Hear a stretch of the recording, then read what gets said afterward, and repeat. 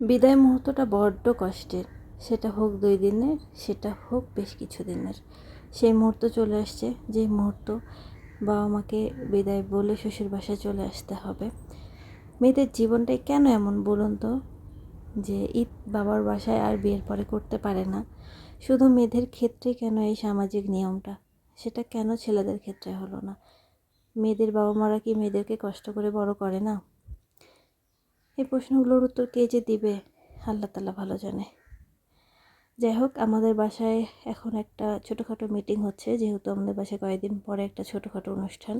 এটা হচ্ছে আমার হাজব্যান্ড, মা, ছোটো বোন, ও পাশে টুপি দেওয়াটা আব্বু, এই পিছনে শার্ট পরাটা হচ্ছে চাচু। সবাই মিলে একটা ছোটোখাটো আয়োজনের গল্প হচ্ছিল, সিদ্ধান্ত হচ্ছিল কিভাবে কি হবে না হবে সব কিছু মিলিয়ে। আর আমি যেহেতু চলে যাব, তাই চাচু আসছিল তাড়াতাড়ি করে, কারণ চলে যাওয়ার পরে তার এই ধরনের কথা হবে না। চলে যাব কেন জানি সবারই মনটা আপসেট, যেহেতু মেজো বোনও নাই, ছোটোরও মন খারাপ।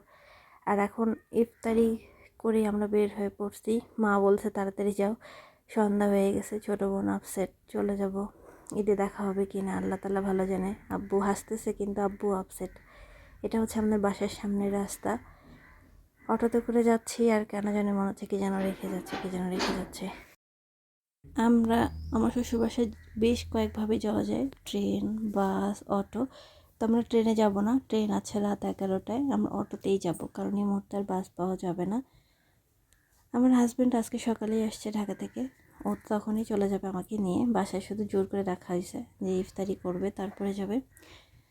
তো আব্বুর মনটা বেশি খারাপ, মারও, যেহেতু একজন মেয়ে নাই। আর প্রতিবার ঈদে ওর বাসা হচ্ছে আমাদের বাসা থেকে একদম কাছে, আমি একটু দূরে। তো ঈদের চাঁদ রাতে সবাই আসতো, গল্প করতো, আড্ডা হইতো, দেখা হতো। তো এই জিনিসগুলো মিসিং, এটাই ফার্স্ট তো, এই জন্য। আর শ্যামাই ঈদ মানে সব জায়গায় শ্যামাই, মেহেদি, ঈদ মানে এগুলো। সকালে উঠে একটু শ্যামাই খাওয়া, হাতে মেহেদি দেয়া, হাতে কার মেহেদির রং কেমন হলো এটা দেখা, কম্পিটিশন আর কি, কার ডিজাইনটা সব থেকে ভালো হলো। তো রাস্তায় আসছিলাম, এখানে অটো স্ট্যান্ড, এখানে দেখি অনেকগুলো শ্যামাই। ছোটোবেলায় দাদু সব সময় ফুপুদের বাসায় শ্যামাই, চিনি মানে যা যা লাগে দিত, আর অনেকগুলো করে আনতো, এক কুটুরি করে। তো ওই সব জিনিসও মনে পড়ছিল, যে দিন কত তাড়াতাড়ি চলে যায়, কত দ্রুত বড় হয়ে যাচ্ছি, কত তাড়াতাড়ি আসলে জীবনের শেষ মুহূর্তের দিকে এগিয়ে যাচ্ছি প্রতি মুহূর্তে। আর এখানে অটো ঠিক করা নিয়ে একটু তর্ক বিতর্ক, ভাড়া নিয়েও কথা হচ্ছিল।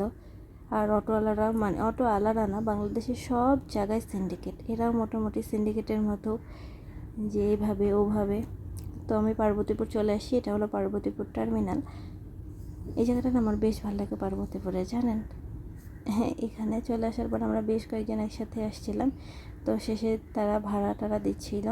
আর এখানে এই আপুটা খুবই ভালো, ওই আপুটা আমার সামনেই বসছিল, সারা রাস্তা দুজন মিলে গল্প করতে করতে আসছিলাম, এমন অমন, ঈদে কী কিনলো, কোথায় যাবে, এখানে কোথায় থাকে, এইসব আড্ডা গল্প করতে করতেই। আর আজকে কেন জানি রাস্তাটা খুব বেশি মনে হচ্ছিলো, জানেন, অন্যান্য দিনের তুলনায় কেন জানি মনে হচ্ছিলো শেষই হচ্ছে না, এমন একটা অবস্থা। যাই হোক, ঈদ করতে যেহেতু চলে আসছি, সবাইকে অগ্রিম ঈদ মোবারক। আর এই ভিডিওটা ঈদের একদিন পরেই যাবে। তো কে কীভাবে ঈদ কাটালেন অবশ্যই জানাবেন।